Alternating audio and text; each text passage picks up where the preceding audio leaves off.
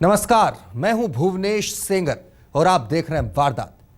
आज के सिलसिले की शुरुआत करूं उसके लिए जरूरी है कि आप पहले उन तस्वीरों को देख लीजिए जिनके सामने आने के बाद ही दिल्ली में एक बार फिर सर्द मौसम में यह बहस गर्म हो गई है कि आखिर ऐसे हमलों का सिलसिला कब थमेगा।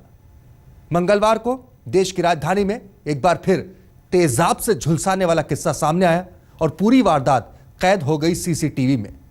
तो पहले जरा एक नजर डाल लीजिए कि कैसे बदमाशों ने एक राह चलती लेडी डॉक्टर को अपना निशाना बनाया।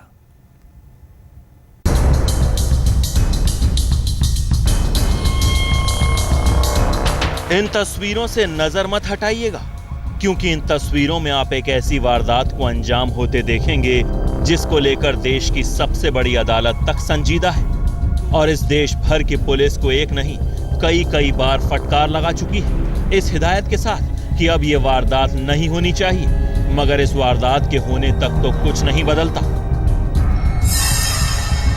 तारीख 23 दिसंबर 2014, दिन मंगलवार, वक्त सुबह के 9:27। जगह राजौरी गार्डन का मेन मार्केट। सर्दी की वजह से बाजार में चहल पहल रोज के मुकाबले बेशक कम थी, लेकिन फिर लोगों के आने जाने का सिलसिला शुरू हो चुका था। इस बीच सामने सड़क के दूसरे छोर पर एक स्कूटी नजर आती है। स्कूटी एक महिला चला रही है, लेकिन सर्दी होने के बावजूद उसने हेलमेट नहीं पहना हुआ। स्कूटी जैसे ही कुछ और आगे आती है, उसके ठीक दाहिनी तरफ से एक मोटरसाइकिल ओवरटेक करती दिखाई देती है। उस मोटरसाइकिल पर 2 लड़के सवार हैं। अचानक बाइक पर पीछे बैठा लड़का हरकत करता है और उसकी हरकत की वजह से स्कूटी चलाने वाली महिला को अचानक अपना चेहरा नीचे करना पड़ता है और बाइक पर सवार बदमाश अचानक पहले स्कूटी से और फिर इस कैमरे की रेंज से आगे निकल जाते हैं। लेकिन बाइक सवारों की किसी हरकत की वजह से अचानक स्कूटी चलाने वाली महिला को अपनी स्कूटी रोकनी पड़ती है और स्कूटी से उतरकर वो छटपटाती नजर आने लगती है। उसके आसपास से गुजरने वाले लोग अचानक ठिठक कर उसे देखने लगते हैं।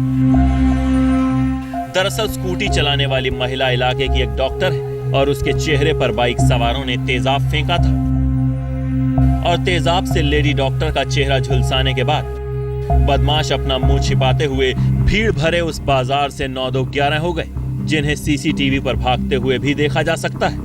इस 1 मिनट और 12 सेकंड की फुटेज में पुलिस को फिलहाल बस इतना ही नजर आ रहा है।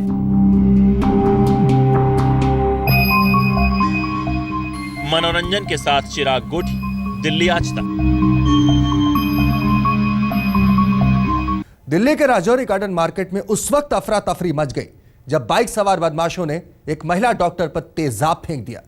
इस वारदात को अंजाम देने के बाद आरोपी मौके से फरार हो गए, लेकिन जाते जाते वो महिला का बैग भी छीन ले गए और बदमाशों की इसी करतूत ने पुलिस को एक ऐसा सुराग दिया है जिसमें इस पूरी वारदात का सच छुपा हुआ है। दिल्ली में एक बार फिर तेजाबी हमला।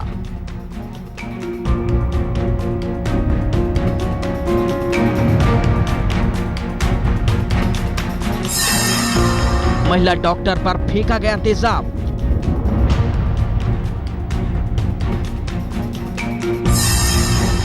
भीड़ भरे बाजार में वारदात।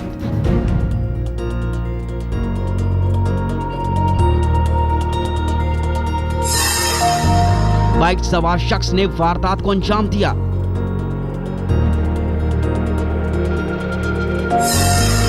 पुलिस को पुरानी रंजिश का अंदेशा।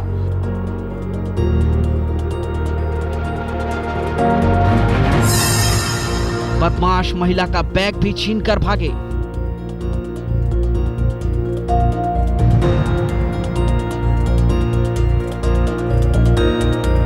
दिल्ली के राजौरी गार्डन में मंगलवार की सुबह अफरा तफरी मची हुई थी।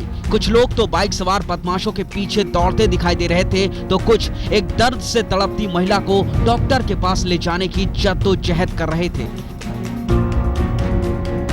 दरअसल बाइक सवार बदमाश महिला पर तेजाब फेंककर और उसका पर्स छीनकर फरार हो गए थे। एसिड के ट्रेसेस गिरे थे जिसको पुलिस ने जांच के लिए ले गई है सबूत के तौर पर। ये बताया था तकरीबन 9:30 बजे के आसपास का वाकया है। एक महिला अपनी स्कूटी से यहाँ से जा रही थी, ESI हॉस्पिटल में डॉक्टर है। तभी एक और बाइक पर 2 लोग थे, जिनमें से एक शख्स ने मौका पाकर यहाँ उसके ऊपर एसिड फेंक दिया। फिलहाल पुलिस ने मामला दर्ज कर लिया, जांच की जा रही है।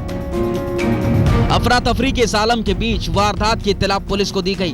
मौके पर पहुंची पुलिस ने वारदात के सुराग और सबूत इकट्ठा करने शुरू कर दिए। महिला पर जो तेजाब फेंका गया था, पुलिस ने उसके नमूने भी उठाकर उसे जांच के लिए भेज दिए। इसके बाद पुलिस को वहीं इलाके में लगा वो CCTV फुटेज मिल गया जिसमें बदमाशों की पूरी वारदात कैद हुई है।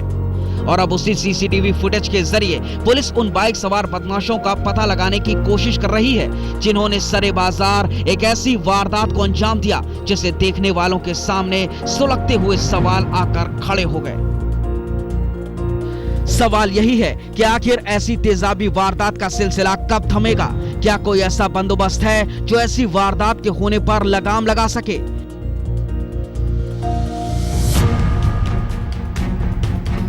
इस वारदात के बाद लोगों की हैरानी इस बात को लेकर सबसे ज्यादा है कि थाने से महज चंद कदमों की दूरी पर ही ये वारदात अंजाम दी गई।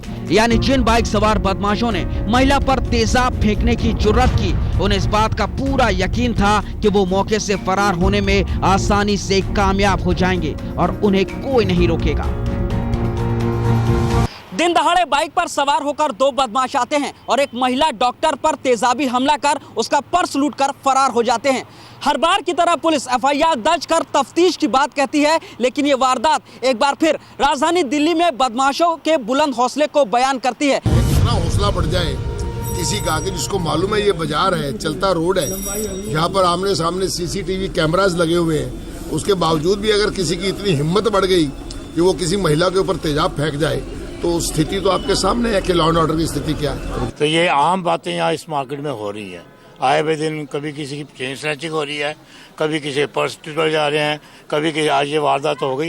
ये वारदातें बढ़ रही हैं, इस पर कोई कंट्रोल नहीं आ रहा, ना पुलिस कुछ नहीं कर रही।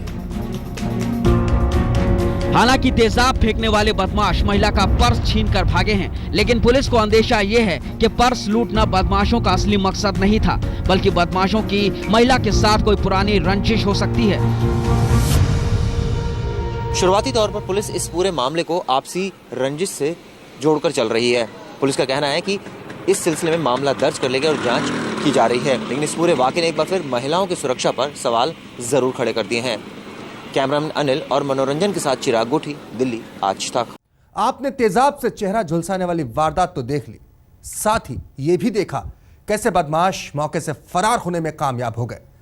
इन वारदात और तेजाब को अच्छी तरह से समझने के लिए चलिए आपको कुछ ऐसी तस्वीरें दिखाते हैं जो वाकई तेजाब की तासीर और उसका खौफनाक असर दिखाएगी, जिसे देखकर आपको अच्छी तरह अंदाजा हो जाएगा जब तेजाब हमारे शरीर पर पड़ता है तो उसका असर कितना खतरनाक होता है।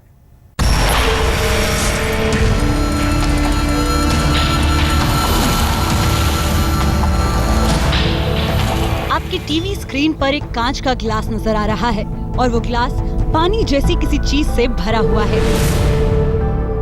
असल में ये पानी नहीं है, बल्कि पानी की शक्ल में दिखने वाली ये वो आग है जो किसी भी चीज के वजूद को खत्म कर सकती है। ये है क्या, उसे बताने से पहले जरा इस पानी जैसी चीज को गौर से देखिए।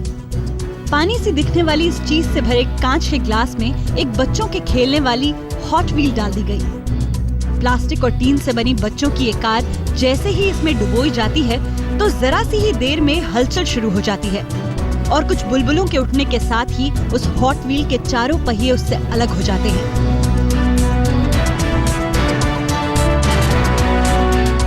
और फिर देखते ही देखते ऐसा लगने लगता है मानो उस पानी जैसी चीज में किसी ने आग लगा दी हो।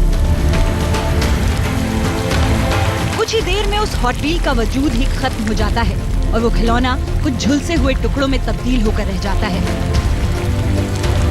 जी हाँ, आपने ठीक अंदाजा लगाया, कांच के इस ग्लास में तेजाब भरा हुआ था। अब जरा सोचिए, पानी जैसा दिखने वाला ये तेजाब जब इंसानी खाल पर गिरता होगा तो क्या असर दिखाता होगा। कांच के इस ग्लास में हो रही इस हरकत को देखकर जरा अंदाजा लगाइए कि जब ऐसा ही तेजाब किसी जीते जागते इंसान के शरीर पर पड़ता होगा तो उसे कितनी जलन का एहसास होता होगा।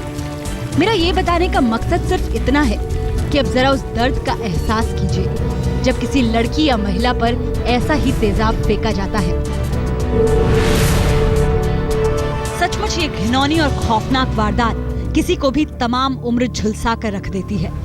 मगर अफसोस, ऐसे तेजाब से झुलसाने वाली वारदात में कोई कमी नहीं आ रही। और ये हाल देश की राजधानी और उसके आसपास के इलाकों का है, वो भी तब जब देश की सबसे बड़ी अदालत इस गुनाह को लेकर बेहद संजीदगी के साथ काफी सख्त रुख अख्तियार कर चुकी है। अपने सपनों को साथ लिए एक लड़की दिल्ली से सैकड़ों मील दूर मुंबई पहुंचती है। यहीं उसे अपने सपनों में रंग भरना है, लेकिन इससे पहले कि यह मुमकिन होता, कोई उसके सारे सपने बदरंग कर जाता है।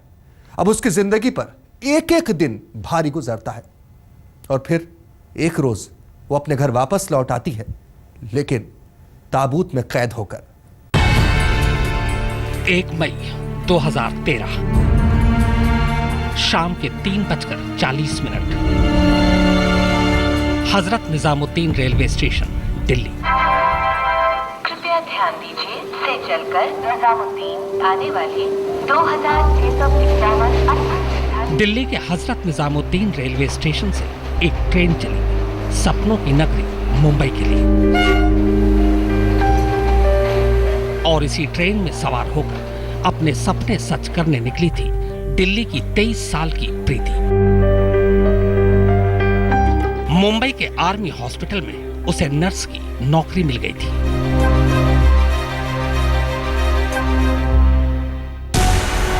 दो मई 2013 सुबह 7:55 Bandra terminal railway station, Mumbai.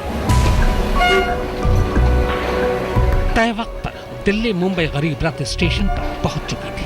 प्रीति ट्रेन से उतरती है और प्लेटफॉर्म पर सैकड़ों मुसाफिरों के साथ कदम से कदम मिलाकर चलने लगती है। पर ठीक तभी अचानक एक गुमनाम नौजवान आता है और प्रीति पर तेजाब फेंक देता है।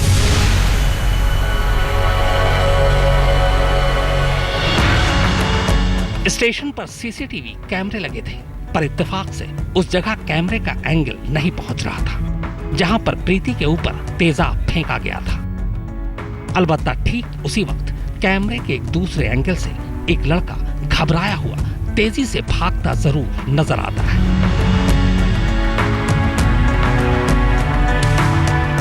ऐन वारदात के वक्त इस तरह उसी जगह से उस नौजवान को भागते देख पुलिस मान लेती है कि इसी ने प्रीति पर तेजाब फेंका है।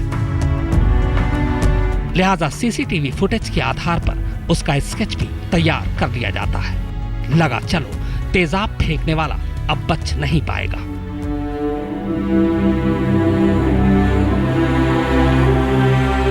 मगर तेजाब से बुरी तरह घायल प्रीति पूरे महीने भर अस्पताल में सांसों से लड़ती रहती है।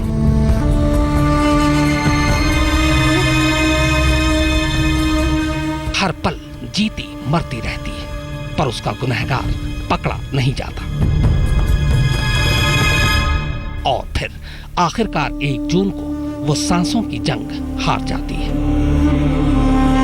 1 मई को वो दिल्ली से आंखों में 1000 सपने लिए मुंबई के लिए निकली थी, पर 1 जून को वो आंखें ही बंद हो गई जिनमें तमाम सपने थे।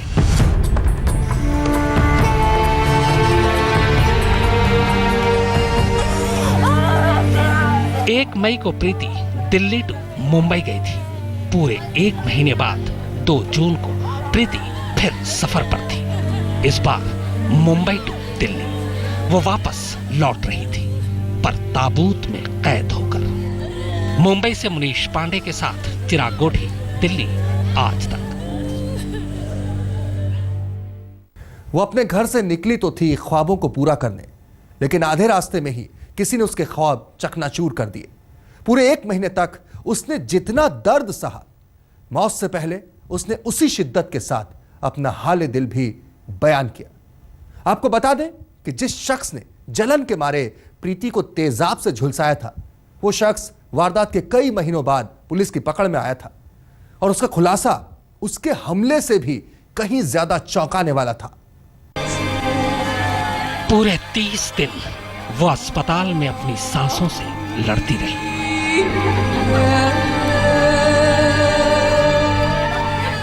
पूरे 30 दिन तक वो तेजाबी टीस सहती रही।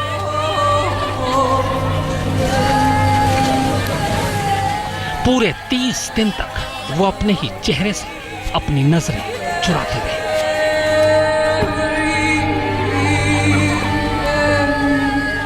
और फिर 30 दिन बाद उसकी रूह ने उस जिस्म को आखिर छोड़ ही दिया जो उसका सबसे बड़ा दुश्मन था।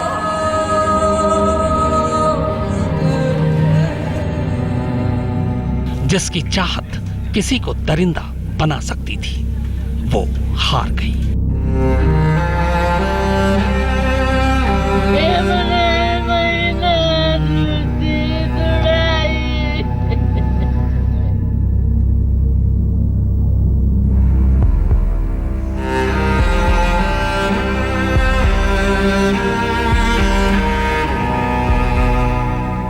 पर हारने से पहले वो अपने हर दर्द, हर जज्बात, हर खुशी, हर गम, हर आशंका, सब कुछ बयान कर गई कोरे कागज पर।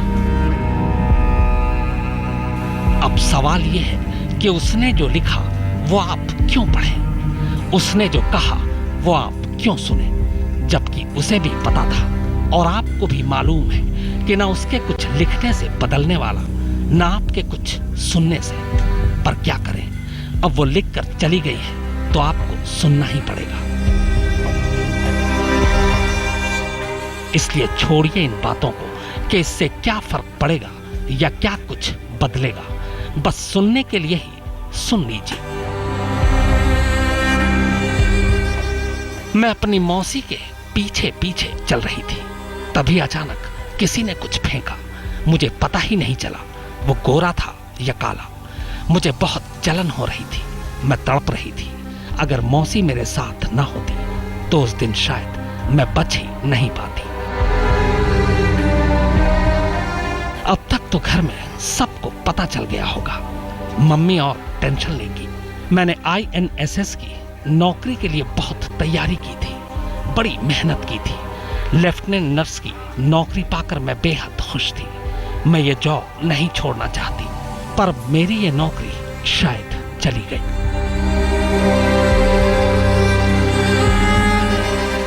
यहां मुझे डॉक्टर कुछ बता नहीं रहे। सर्जरी कब होगी, ये प्लास्टर कब हटेगा, हम और कितने दिन यहां रहेंगे। कल शाम से हाथ की मूवमेंट में भी पेन है, पहले नहीं था।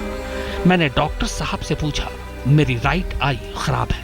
उन्होंने बताया कि जब तक ट्रांसप्लांट नहीं होगी मैं देख नहीं पाऊंगी, और ट्रांसप्लांट जब तक मैं चेहरे से ठीक नहीं हो पाऊंगी तब तक नहीं होगी।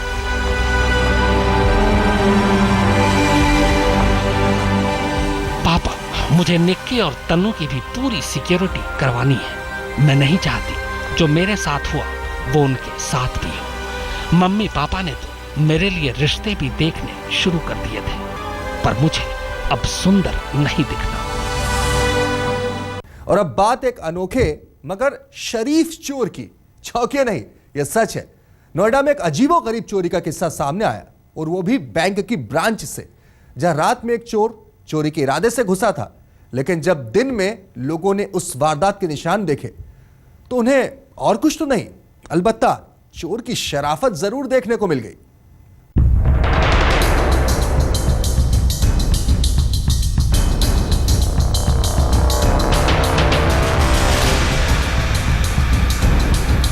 ये नोएडा के सेक्टर 6 इलाके में मौजूद केनरा बैंक की ब्रांच है, जहां कुछ देर पहले तमाशबीनों की भीड़ बैंक की शाखा को बाहर से देखने आई थी, जिसे बीती रात एक नौसिखिया चोर भीतर से देखकर चला गया। वो चोर बैंक के भीतर से ब्रांच को कुछ इस तरह देखकर गया कि उसे देखते हुए कोई नहीं देख पाया। और जब सुबह हुई तो पहले इलाके और फिर बैंक के लोगों ने चोर के कुछ ऐसे निशान देखने शुरू किए जिसे वो चोर वास्तव में दिखाने के लिए ही छोड़कर गया था। और फिर उसी चोर की उन्हीं तमाम निशानियों को देखने के लिए पुलिस भी पहुंच गई, ये देखने के लिए कि वाकई चोर क्या क्या देखकर चला गया और अब उसके देखने के लिए ब्रांच में क्या क्या बचा रह गया है। इसी गरज से इस शाखा के चप्पे चप्पे को नोएडा पुलिस की एक टीम देखने पहुंची। जिस वक्त पुलिस ब्रांच के भीतर देखा दाखी कर रही थी, उसी समय उसकी नजर एक ऐसी चीज देखने लगी जिसे इससे पहले पुलिस ने कभी नहीं देखा था। पुलिस को मैनेजर की मेज पर और बैंक के नोटिस बोर्ड पर 2 अलग-अलग चिट्ठियां दिखाई दी।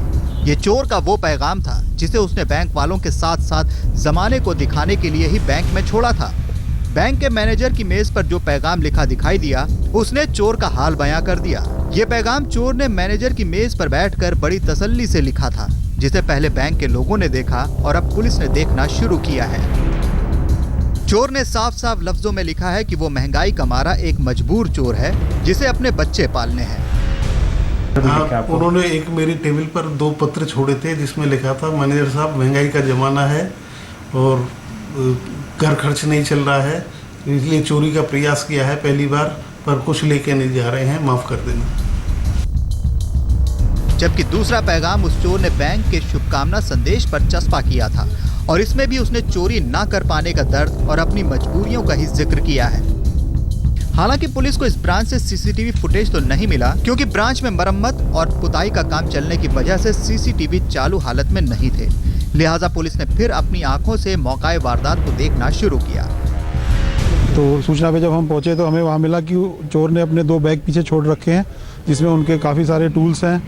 उसके अलावा चोर ने मैनेजर के लिए एक लेटर लिखा है, मैनेजर की टेबल पे ही रखा हुआ था कि ज़िंदगी में पहली बार चोरी कर रहा था पर कर नहीं पाया, और उसने अपनी मजबूरी बताई है कि उसके छोटे छोटे बच्चे हैं और वो बहुत गरीब है, नौकरी करता था वो भी छूट गई है। लेकिन चोर ने कुछ भी वहाँ से चोरी नहीं की है और बजाय अपना कई हज़ार रुपये का अपना सामान वहाँ पे वो छोड़ के चला गया। चोर बैंक में मेन दरवाजे का ताला तोड़कर ही दाखिल हुआ था, लेकिन जब उसने ब्रांच के भीतर रखे लॉकर को तोड़ने की कोशिश की तो कामयाब नहीं हो सका। लिहाजा मायूसी के आलम में उस चोर ने बैंक के मैनेजर के नाम अपना पैगाम जरूर लिख दिया, लेकिन चोर ने बैंक से जाने के लिए उस रास्ते का इस्तेमाल नहीं किया जिस रास्ते से आया था, बल्कि मैनेजर के कमरे की खिड़की तोड़कर वो बाकायदा रस्सियों के सहारे उतरकर निकल भागा। हाँ, जाते जाते वो अपना टूल बॉक्स भी भूल गया जिसे वो लॉकर तोड़ने के लिए लाया था। पुलिस ने बैंक से उन तमाम सबूतों और सुरागों को अपने कब्जे में ले लिया है और अब उस चोर की तलाश में जुट गई है जो बैंक से कुछ चुरा कर नहीं ले जा पाया। नोएडा से भूपेंद्र चौधरी, दिल्ली आज तक।